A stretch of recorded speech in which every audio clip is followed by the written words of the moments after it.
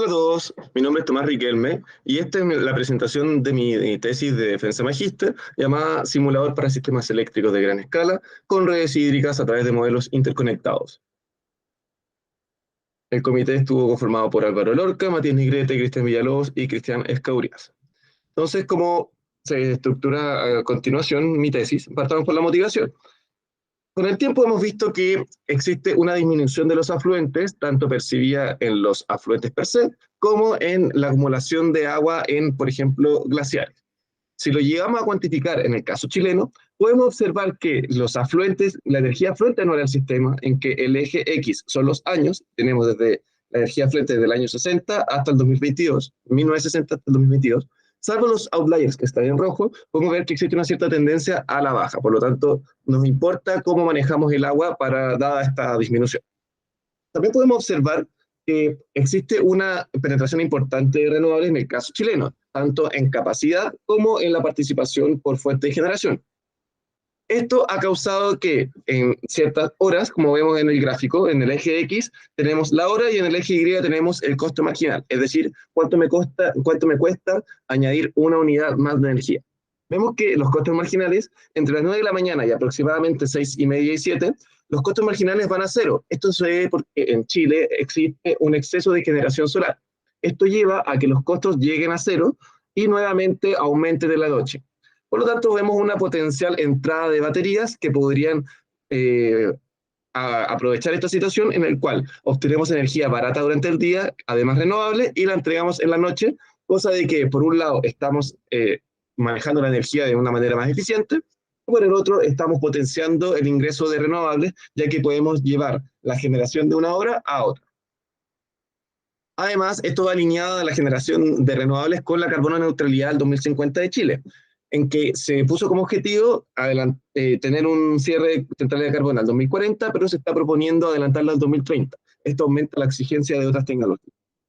Dado esto, podemos percibir que hay distintos desafíos con estas nuevas condiciones. Por un lado, tenemos valorizar adecuadamente el agua para gestionar mejor su uso. Tenemos que operar adecuadamente la red eléctrica con el ingreso de todas estas nuevas renovables para cumplir estas metas de carbono neutralidad. ¿Cómo incorporamos dinámicas de corto plazo en modelos de optimización de mediano plazo para que se integren en la valorización del agua? Y por último, ¿cómo analizamos los actuales modelos de optimización con el fin de reducir los costos de la red? Entonces, los modelos principales de la red eléctrica de gran escala se dividen en tres. Modelos de planificación, que obtiene cuáles son el valor principal de las inversiones con un periodo grande de horizonte. Modelo de coordinación hidrotérmica, que minimiza los costos de operación, utiliza periodos medianos, y su valor principal es obtener el valor del agua. Por último, tenemos el Unit Commitment, que minimiza los costos de operación, tiene unos periodos muy detallados, y el valor principal de este modelo es el despacho óptimo. De estos tres modelos, los dos últimos van a ser en los que nos vamos a enfocar en mi trabajo, sobre todo poniendo énfasis en el modelo de coordinación hidrotérmica. El modelo de coordinación hidrotérmica considera distintos escenarios. Si consideramos todos estos escenarios, la complejidad computacional aumenta mucho. Para evitar esto, Pereira y Pinto proponen el algoritmo SDDP, Stochastic Dual Dynamic Programming, en que se asigna un costo presente y una función de costos futuros en cada etapa. Esta función de costos futuros es obtenida a partir de cortes de ventas. Dado que en SDDP no se permite usar binarias, Zhou, Ahmed y San proponen el algoritmo SDDIP, en el cual, si bien se incorporan las binarias, aumenta mucho la complejidad computacional en problemas de gran escala. Podemos ver en esta imagen en la cual tenemos una etapa del algoritmo SDDP, en el cual entra una variable de estado, que es X, es decir, el estado inicial de la etapa, de omega, que es un conjunto de posibles escenarios. Nosotros vamos a considerar un escenario que va a ser omega pequeño, el cual entra a esta etapa y dada las condiciones iniciales y el escenario que yo voy a considerar, voy a tomar mis decisiones que son U, y dadas mis decisiones y las condiciones anteriores, vamos a obtener primero el costo de la etapa, costo de la etapa per se, costo de la función objetivo, y además vamos a dar condiciones nuevas para la siguiente etapa, que es X apóstrofe. Si esto lo llevamos de una etapa a n etapas, podemos ver que podemos tomar diferentes trayectorias, siendo de la izquierda la etapa 1 y la de la derecha la etapa n. A medida que vamos pasando de etapa, podemos considerar distintos posibles escenarios de nuestro conjunto de escenarios.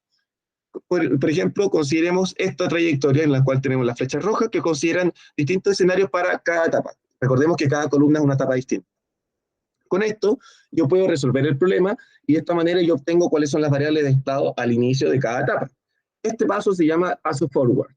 Luego, ya que yo tengo mis condiciones, mi estado al inicio de cada etapa, yo en vez de considerar, por ejemplo, esa última etapa en donde termina la flecha roja, voy a considerar los escenarios de esa misma etapa, pero que sean distintos. Todos los otros escenarios de esa etapa.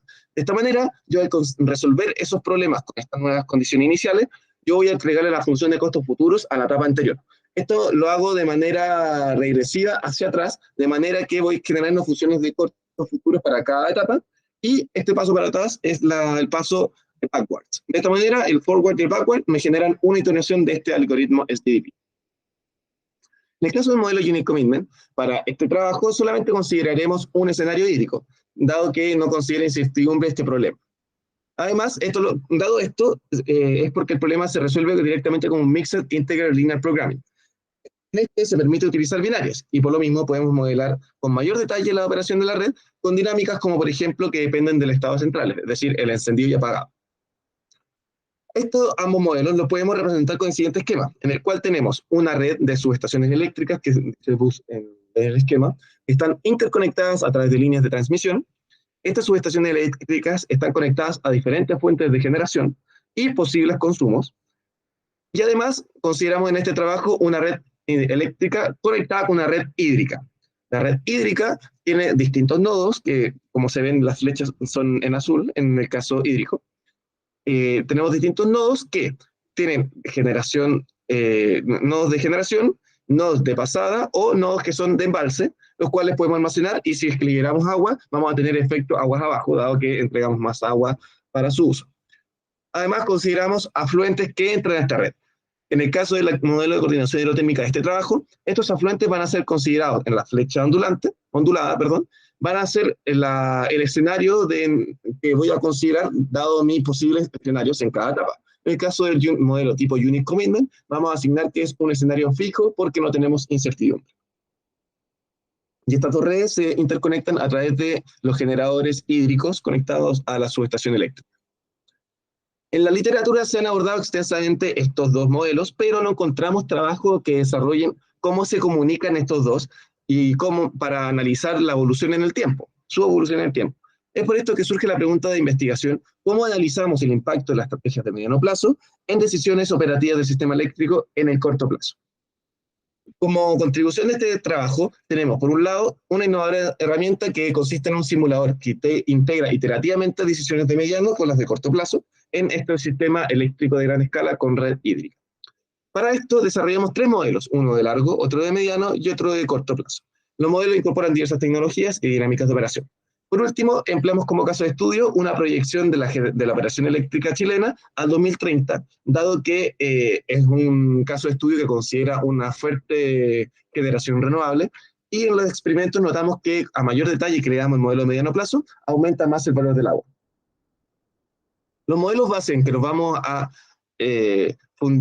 basar para los siguientes modelos se presentan a continuación. Para el caso del modelo de coordinación hidrotérmica tenemos que minimizamos el costo operacional esperado, sujeto a balance de energía, agua, cotas de variables, naturaleza de variables y almacenamiento de corto plazo simplificado. Se asigna una generación o carga como parámetro según la capacidad de cada planta. Y este parámetro se obtiene de antes haber corrido este modelo con una operación detallada que más adelante se va a mostrar. Además, consideramos una curva de duración. Como se muestra en la imagen, tenemos una demanda, por ejemplo, de un día. Esta demanda nosotros la vamos a ordenar de mayor a menor y luego vamos a generar una cantidad de bloques arbitrarios, cosa de que se minimicen los errores cuadráticos. De esta manera, nosotros reducimos la complejidad computacional a reducir la cantidad de bloques temporales, pero se pierde el orden cronológico entre bloques. Consideramos también para la incertidumbre un modelo VAR, es decir, un modelo autoregresivo propuesto por Favreau et al. Para modelar la incertidumbre de los afluentes en base a un entrenamiento con datos. ¿Cómo funciona esto? Bueno, nosotros tenemos alfa, que va a ser nuestro afluente, que va a estar determinado por una pendiente, una estacionalidad y un componente residual. Este componente residual va a estar conformado por la sumatoria de los componentes residuales de todos los nodos en la etapa anterior, multiplicado por las correlaciones, más un error. Este error distribuye normal centrado en 0 y es IID. Al ser IID, es compatible con el algoritmo SDDP. Recordemos que la incertidumbre nosotros la incorporamos en este afluente que sería este error. En el caso, además de coordinación hidrotécnica, nosotros consideramos un modelo operacional detallado tipo Unit Commitment, que además va a considerar, por ejemplo, las dinámicas de encendido y apagado de centrales. ¿Cómo funciona esto? Bueno, nosotros primero consideramos un costo asociado primero si se está encendido la central, si se prende y si se apaga, sujeto a restricciones que relacionan el estado de la central con si se apagó o se prendió, relaciona también cuánta es la generación que puedo entregar dado si está encendido o apagado, y cuánto tiempo tienes que estar encendido o apagado dado que lo prendí y lo apagué, o lo apagué. Además, consideramos reservas en las cuales nosotros tenemos como parámetro cuánto es la demanda de reserva, hay distintos tipos, y va a tener un costo esta reserva entregada. Por un lado, vamos a tener primero el costo por no satisfacer la demanda de reserva, que es R supra J, F mayúscula, y además vamos a considerar un costo asociado a la reserva que yo entrego. En el caso de la reserva de subida, yo voy a entregar un costo que va a ser la sumatoria entre la multiplicación de la reserva que yo entrego con, primero, supra R mayúscula sub G, que es el costo por desgaste, que este costo es independiente si es reserva de subida o bajada la que entrego, más B sub J por C supra G sub G, T. Este segundo término me indica cuánto es la B sub J, es la probabilidad de entregar esta reserva, y C es el costo de entregar esa generación. Por lo tanto, tenemos un costo asociado a solamente entregar reserva por desgaste, y tenemos otro costo asociado a cuánto es lo que yo entregué. En el caso de reserva de subida, yo tengo que entregar generación, por lo tanto, al aumentar la generación, suben mis costos. Para el caso de costos de bajada, es exactamente lo mismo, pero yo también tengo que considerar un menos en ese B sub J, porque si es que entrego reserva bajada es porque genero menos. Si genero menos, disminuyo mi generación y disminuye mi costo. Estas reservas están sujetas a, por ejemplo, estas restricciones que relacionan. La demanda tiene que ser igual a la reserva que entrego más la que me falta. Cuánto puedo entregar de reserva y generación, tanto para arriba como para abajo, y además si me pueden entregar una capacidad de reserva según la capacidad de cada central, dado que cada reserva tiene una cierta requerimiento tanto de potencia como de tiempo que se tiene que satisfacer. Aquí consideramos el almacenamiento a corto plazo detallado, en el cual, basado en Do et al y Maureen et al, tenemos lo siguiente. Tenemos una subestación eléctrica desde la cual yo me puedo conectar y puedo obtener energía con una cierta eficiencia, la puedo guardar en mi batería y después la puedo entregar de nuevo al sistema. Las restricciones que definen esta modelación son: primero tenemos la restricción de la energía que yo tengo en el periodo siguiente depende de cuánta energía tiene ahora, más cuánto se carga y menos cuánto se descarga. Los términos en azul son los términos asociados a la reserva. Además, consideramos cuánto es la carga, cuánto es la producción, cuánto es la carga y cuánto es la reserva que entrego, dado las capacidades y el estado de la batería. Y por último, cuánto es la máxima capacidad de carga y de almacenamiento de la batería. Además, consideramos rampas detalladas. ¿Por qué detalladas? Porque nosotros consideramos binarias. Las rampas consisten en cuánto yo puedo generar, dado cuánta generación yo tuve en la etapa anterior. En este caso, nosotros en la rampa detallada consideramos, 1, cuánto es la rampa que tengo, dado cuánto los que generé antes, y 2, cuánto es la rampa que tengo, dado que si enciendo, cuánto tengo que generar más, y si apago, cuánto tengo que disminuir la generación. Además, como se mencionó en este modelo, no vamos a considerar incertidumbre en el afluente o en la variable alfa, dado que para este modelo lo consideramos como un parámetro de entrada. Para la metodología consideramos 3 modelos de optimización para este simulador. En el modelo primero consideramos un modelo de largo plazo de coordinación hidrotérmica con el fin de obtener funciones de costos futuros en cada etapa. Estas funciones de costos futuros son utilizadas en el modelo de mediano plazo como condición de término para los embalses.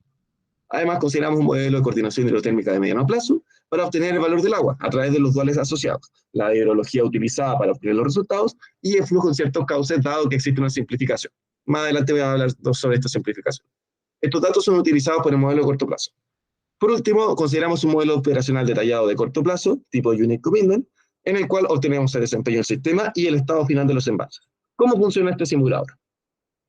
Consideremos en el esquema que tenemos arriba a la izquierda, en que el eje X son las semanas y yo voy a correr este modelo de mediano plazo cada semana.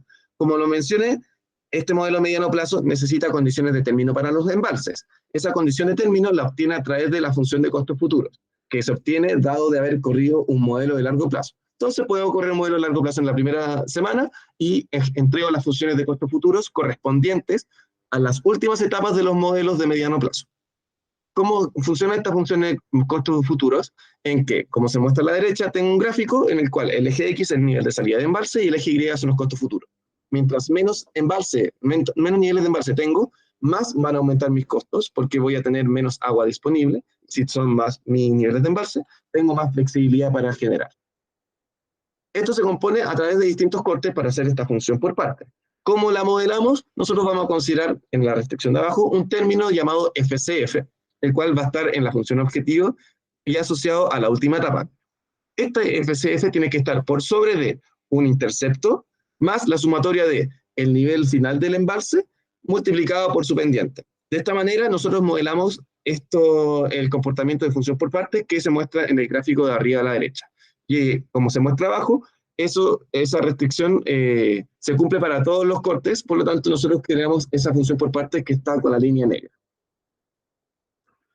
Luego de esto, nosotros vamos a incorporar modelos de corto plazo. Como mencionamos, necesitamos el valor del agua, una hidrología y el flujo en ciertos cauces para poder correr este modelo. Por lo tanto, nosotros vamos a obtener esos resultados del modelo de mediano plazo de la semana correspondiente. Dado esto, ahora, ¿cómo interconectamos estos modelos? Bueno, nosotros lo podemos interconectar a través de los resultados del modelo de corto plazo, que el estado que se maneja son el nivel de los embalses. Entonces, yo resuelvo el modelo de corto plazo y entrego a todos los modelos de la semana siguiente estos nuevos estados. De esta manera yo puedo definir de forma arbitraria cuántas son las semanas que yo quiero modelar y cada cuánto, por ejemplo, yo voy a correr el modelo de largo plazo para entregar estas funciones de costos futuros a los modelos de mediano plazo. Además, es importante considerar estas dos características para los experimentos, los clusters ordenados cronológicamente y las reservas hidro en el caso de la coordinación hidrotérmica. Para los clústeres ordenados cronológicamente, recordemos la curva de duración. Como mencioné, disminuye la complejidad computacional, pero se pierde el orden cronológico. En el caso de Navarro et al., ellos propusieron semanas tipo, pero esto subestima un poco la diferencia de demanda y generación renovable entre días adyacentes. Para esto, nosotros proponemos utilizar el algoritmo de WAF. ¿Cómo funciona? Primero tenemos que definir la disimilaridad, que es un valor que se calcula entre dos clústeres. En este algoritmo, esta función de similaridad recibe dos clústeres que definimos primero x sub i como un vector perteneciente al clúster i que va a estar normalizado según un parámetro arbitrario. Lo mismo hacemos con x sub j. Definido esto, nosotros podemos obtener el centroide de i y el centroide de j. Con esto, después nosotros podemos calcular cuál es la disimilaridad entre estos clústeres. Ahora vamos a utilizar el método de WAF, el cual va a recibir como parámetros de entrada primero un array A con todas las horas, con todos los datos ordenados cronológicamente, y N mayúscula que va a ser la cantidad de clusters que yo quiero crear. Primero definimos N minúscula que va a ser el tamaño de este array, y va a entrar al loop si es mientras este tamaño del array sea distinto del N que yo quiero obtener de número de clusters. Entonces, cuando yo entro a este loop, lo que va a hacer es primero obtener los I y J, los clusters que sean adyacentes dentro de A, y que tengan la mínima disimilaridad. Luego de obtener estos dos clusters, yo los voy a unir, voy a modificar A y voy a reducir en 1 el N minúsculo que representa el tamaño de A. De esta manera yo voy a ir uniendo clusters hasta obtener el tamaño que yo quiero y la cantidad de clusters definida según este parámetro arbitrario. Por esto nosotros creamos nuestros clusters que se reducen en complejidad computacional, pero mantienen el orden cronológico. Podemos ver que tanto arriba, por si acaso, en este gráfico podemos ver que todos los ejes X son para días distintos.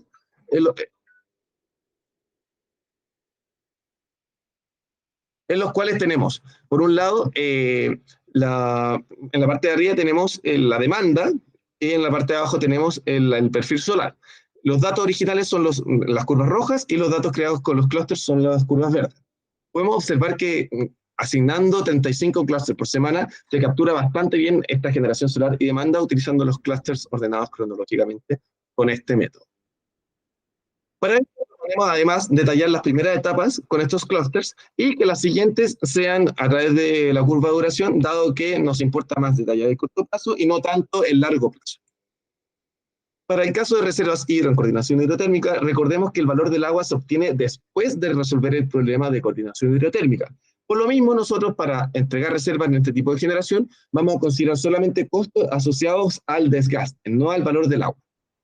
Además, vamos a considerar esta restricción que relaciona cuánto yo genero y cuánta reserva de subida y bajada entrego según el flujo que hay en ese cauce.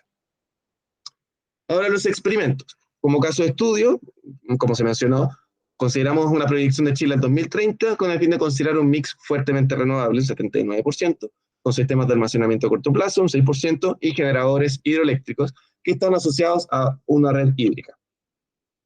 Para los datos, nosotros conseguimos datos desde el Coordinador Eléctrico Nacional, desde el actual programa de operación y plan de obras de generación, y de la Comisión Nacional de Energía, tanto de proyectos de construcción como plan de expansión y transmisión. Con estos datos armamos nuestra red eléctrica, que eso compone de 214 subestaciones, 278 generadores y 305 líneas. Para el caso de la red hidro, como se mencionó, tenemos un caso en el de coordinación hidrotérmica y para el modelo de Unit Commitment tipo Unit Commitment, este modelo operacional detallado. Vemos que está más simplificado en este último, debido a que es la manera en la cual el coordinador eléctrico modela la red, dado que la coordinación hidrotérmica es muy importante modelar con detalle la red hídrica para calcular el valor del agua, mientras que Unit Commitment solamente recibe valores que se obtienen a partir del resultado de la coordinación hidrotérmica. Como para resolver los modelos de coordinación hidrotérmica, implementamos el paquete FDP.jl en el lenguaje Julia y modelación, entorno de modelación Java. Para el caso del modelo operación detallado, utilizó el lenguaje Python y entorno de modelación PyOM. Todos los modelos fueron resueltos con Groovy 9.5.0 en un servidor de procesador Intel Xeon de 64 GB de RAM. Consideramos nuestro experimento solamente cambios en el modelo de mediano plazo. ¿Por qué? Bueno, en el largo plazo pierde un poco sentido incorporar dinámicas de muy corto plazo, dado que este modelo solamente se utiliza para obtener las funciones de costo futuro. Para el caso del modelo de corto plazo, no lo consideramos, puesto que el modelo de corto plazo es el que tiene la mejor representación de la red, ya que incorpora restricciones combinarias y mayor granularidad temporal, por lo cual nos sirve para obtener un desempeño en torno a los diferentes experimentos. Entonces, como menciono, solamente van a haber cambios en el modelo de mediano plazo. Si observamos el caso primero y el segundo, podemos ver que para experimentos distintos, el modelo de largo plazo y corto plazo es el mismo, pero en mediano plazo va a ser el distinto. Como parámetro de simulación, consideramos que la frecuencia que se corren los modelos de largo plazo son de 26 semanas, cada 26 semanas, y el resto son semanales. Para el horizonte, el de largo plazo es de 2 años, el de mediano plazo es de 1 año y el de corto plazo es semanal.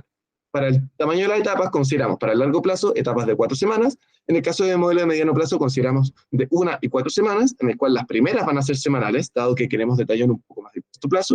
Y el modelo de corto plazo van a tener etapas de tamaño horario. Para los experimentos propuestos, consideramos, fueron elegidos de forma que tengamos un caso base, detallemos más el bloque de operación y incorporaremos dinámicas de corto plazo. Como vemos, los experimentos se conforman de esta manera. Todos los experimentos consideran funciones de costos futuros en su última etapa, todos consideran curva de duración. Solamente el primero no considera clústeres cronológicos. Estos clústeres cronológicos son solo aplicados a las primeras etapas, que son semanales. El experimento 3 considera almacenamiento a corto plazo detallado y el experimento 4 considera reserva y rampas. Si observamos y comparamos los costos operacionales para los modelos de corto plazo, podemos observar que en particular el experimento 1 es el que tiene costos más bajos. Los costos se componen de el amarillo, que es el costo por despacho, gris, costo por reserva, y el azul, que es el costo por generación hidro. Podemos observar que en particular la generación hidro y los costos por despacho son los más diferentes. ¿Por qué? Cuando yo detallo más el corto plazo, que son los experimentos 2, 3 y 4, eso me aumenta el valor del agua. Al aumentar el valor del agua, incrementa mis costos por generar con agua, y al incrementar estos costos, yo también voy a tomar en consideración otro tipo de tecnologías que me abareten más, que van a significar más costos por otro tipo de tecnologías en el despacho. Si ahora comparamos los costos operacionales en el mediano plazo, podemos observar nuevamente que el costo del experimento 1 en el mediano plazo es muy reducido comparado con el otro, dado que al detallar menos el corto plazo, se consideran menos las variaciones tanto de demanda como de generación renovable. Si ahora juntamos todos estos costos y los acumulamos, en el caso de corto plazo, que es el primer gráfico, podemos observar que todos los experimentos se parecen menos el uno, en el que se detalla menos el corto plazo. Y en el de mediano plazo podemos ver que, nuevamente, el experimento 1 es el que tiene menos costos, dado que detalla menos la red, y a medida que los modelos restringen más, detallan más la red y tienen más flexibilidad, aumentan o disminuyen su costo.